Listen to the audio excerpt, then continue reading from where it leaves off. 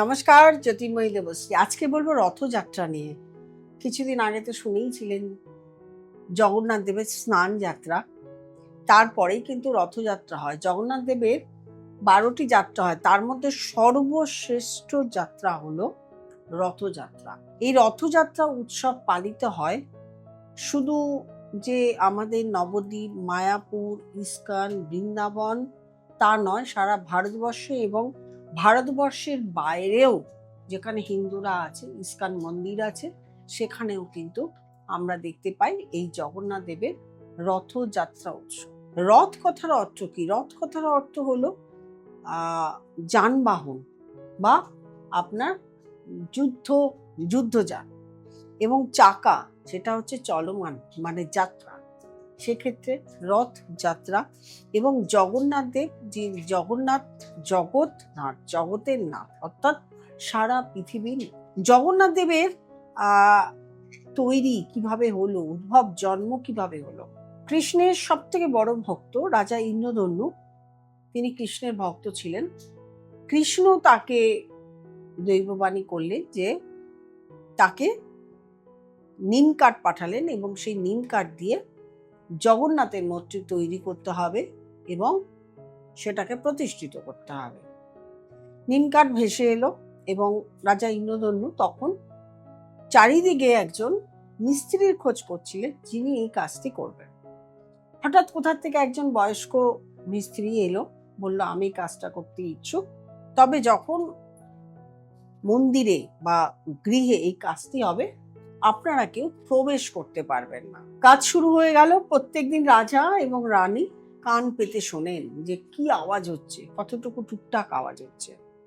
6-7 দিন পর গিয়ে দেখেন যে মন্দিরে আওয়াজ হঠাৎ করে বন্ধ হয়ে গেল, আওয়াজ নেই। তখন ইন্দ্রধনুর পত্নী, মানে একটা কি চিন্তা, একটা কতদূর কাজ হলো, আদৌ কাজ হচ্ছে কিনা, এটার একটা ভাব ভেবে দরজা খুলে শটান চলে গেল ভিতরে। গিয়ে দেখছেন যে ব্যক্তি কাজ করছেন তিনি তো নেই, কিন্তু যে জগন্নাথ বলরাম সুভদ্রার মূর্তি সেটা অর্ধেক হয়ে গেছে। এইবারে কে তৈরি করছিল? বিশ্বকর্মা, তিনি অন্তর্ধান হয়ে গেছিলেন যখনই মূর্তি দেখতে তারা মন্দিরে প্রবেশ করেছিলেন। তখন নারদ এসে, তখন তো ইন্দ্রধনু একদম বিমর্ষ হয়ে গেলেন যে এই আধা মূর্তি, একে আমি কি করে পুজো করব, কিভাবে পুজো করব। তখন নারদ এসে বললেন এই মূর্তি তুমি স্থাপন করো, এই মূর্তিতেই তোমার পুজো করো। এবং তখন ইন্দ্রধনু সেই দিন এই মূর্তি স্থাপন করলো। স্থাপনের দিন তো স্নান যাত্রা, সেদিন হচ্ছে আবির্ভাব দিবস। ঠিক তার 15 দিন পরে রথযাত্রা উৎসব হিসাবে পালন করা। রথযাত্রা উৎসবে রথে করে জগন্নাথ বলরাম কৃষ্ণকে নিয়ে যাওয়া হয় গুন্ডিচায়, অর্থাৎ পত্নীর বাড়ি, ইন্দ্রধনুর পত্নী গুন্ডিচায় বাড়ি, সেখানে নিয়ে যাওয়া হয় মাসির বাড়ি। আর তিনি 7 দিন পরে 8 দিনের দিন ফেরত আসেন। যাওয়াটাকে বলে, নিয়ে যাচ্ছে যখন সেটাকে বলা হয় সোজা রথ, আর যখন ফিরছেন তখন সেটাকে বলা হয় উল্টো রথ।